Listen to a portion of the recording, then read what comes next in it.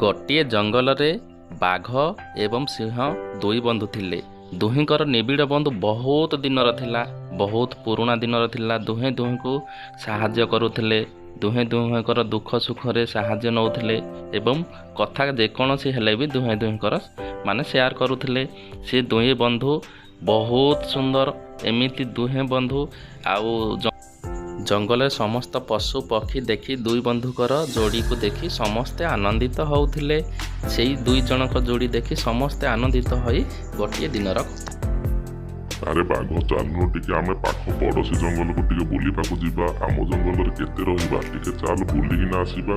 ସେ ଜଙ୍ଗଲରେ କ'ଣ କେମିତି ରହୁଛି, ସବୁ ଜୀବଜନ୍ତୁ ସୁରକ୍ଷା ଅଛନ୍ତି କି ନାହିଁ, ଆମର ଟିକେ ଦେଖିବା ଦାୟିତ୍ୱ, କାରଣ ଆମେ ଜଙ୍ଗଲରେ ବଳବାନ। ହେଲା, ଠିକ୍ କହିଲୁ ସିଂହ।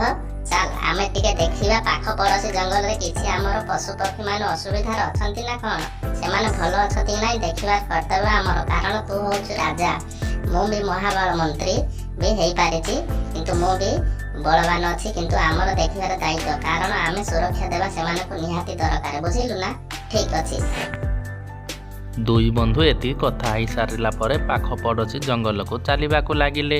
ବାଘ ଏବଂ ସିଂହ ଦୁଇ ବନ୍ଧୁ ପାଖ ପଡ଼ୋଶୀ ଜଙ୍ଗଲକୁ ଚାଲିବାକୁ ଲାଗିଲେ। ଚାଲି ଚାଲି ଚାଲି ଚାଲି ପାଖ ପଡ଼ୋଶୀ ଜଙ୍ଗଲରେ ଏବେ ଫାଇନାଲ ପହଞ୍ଚିଗଲେ। ଆରେ ସାଙ୍ଗ ସିଂହ, ଆମେ ତ ବହୁତ ଦୂର ଆସିନା ପହଞ୍ଚିଗଲେ। ଆଉ କ'ଣ କରିବା, ଏଇ ଜଙ୍ଗଲଟି ବହୁତ ସୁନ୍ଦର ଲାଗୁଛି ଆଉ ବହୁତ ମନ ଖୁସି ଲାଗୁଛି ରେ ସାଙ୍ଗ। ଆମେ ଏବେ ବହୁତ ଭଲ ଜାଗାକୁ ଆସିନା ପହଞ୍ଚିଗଲେ। ତୁ ଠିକ୍ କହିଲୁ ବାଘ, ଏ ବହୁତ ଭଲ ଲାଗୁଛି କି ରେ। ଏଟା ବହୁତ ଭଲ ସୁନ୍ଦର ଜଙ୍ଗଲ, ଆର ନାଁ ହଉଛି ସୁନ୍ଦରବନ। ଆମେ ଏଇଠିକାର ଛୋଟ ବେଳେ ଆସିଥିଲୁ, ଏବେ ଆମେ ବଡ଼ ହେଲା ପରେ ମୁଁ ଆସୁଛି। ଏଇଠି ବହୁତ ଜୀବଜନ୍ତୁ ରହୁଛନ୍ତି, ବହୁତ ଭଲ ବନ। ଏଇଠି ଯିଏ ଆସିବ ନା ସାଙ୍ଗ, ସିଏ କେବେ ଖାଲି ହାତରେ ଫେରେ ନାହିଁ। ଏଇଟା ବହୁତ ସୁନ୍ଦର ଲାଗେ, ସେଥିପାଇଁ ଆର ନାଁ ହଉଛି ସୁନ୍ଦରବନ। ବୁଝିଲୁ ସାଙ୍ଗ? ତୁ ଠିକ୍ କଥା କହିଲୁ ରେ ସିଂହ ସାଙ୍ଗ, ଏଇଟା ବହୁତ ଭଲ ଲାଗୁଛି। ଏମିତି ଲାଗୁଛି କି ଆମେ କେବେ ଗାଁକୁ ଆମର ଫେରି ନ ଯିବା ପାଇଁ। ବହୁତ ସୁନ୍ଦର, ଦେଖୁନୁ କେତେ ଫୁଲ ଫଳ ଆଉ କେତେ ଘାସ ଗାଲିଚା, କେତେ ଗଛ, କେତେ ମତେ ପୁରା ସୌନ୍ଦର୍ଯ୍ୟ ଲାଗୁଛି ସାଙ୍ଗ।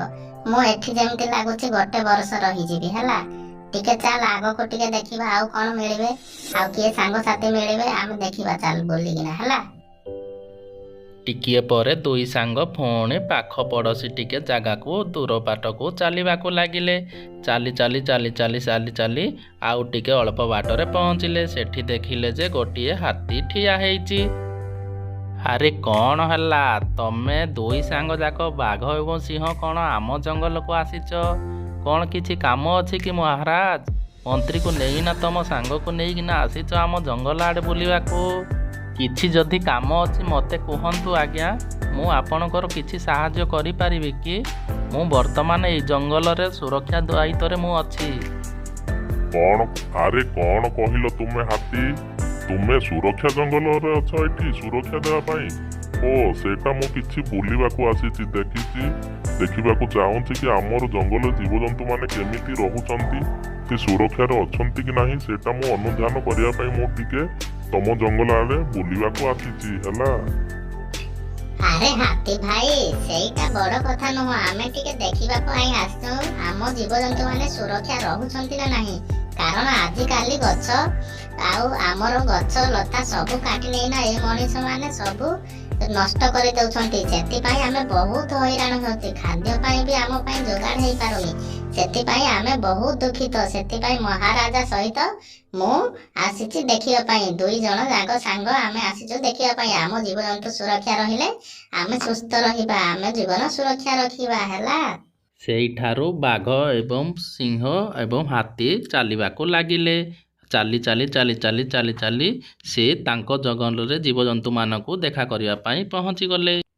ଆରେ ସାପ, ତମର କିଛି ଅସୁବିଧା ନାହିଁ ତ? ଏଠି କେହି ତମକୁ ଅସୁରକ୍ଷା ଭାବରେ କେହି କିଛି କରୁନାହାନ୍ତି ତ ଆକ୍ରମଣ?